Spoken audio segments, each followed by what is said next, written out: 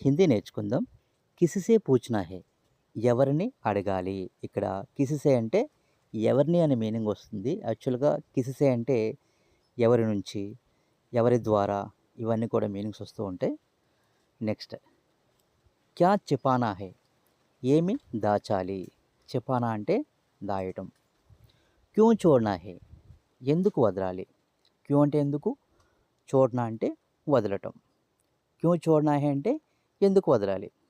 కిసే పకడ్నా high, ఎవరిని పట్టుకోవాలి. కిసే అంటే ఎవరిని. కబ్ రుక్నా హై, ఎప్పుడు ఆగాలి.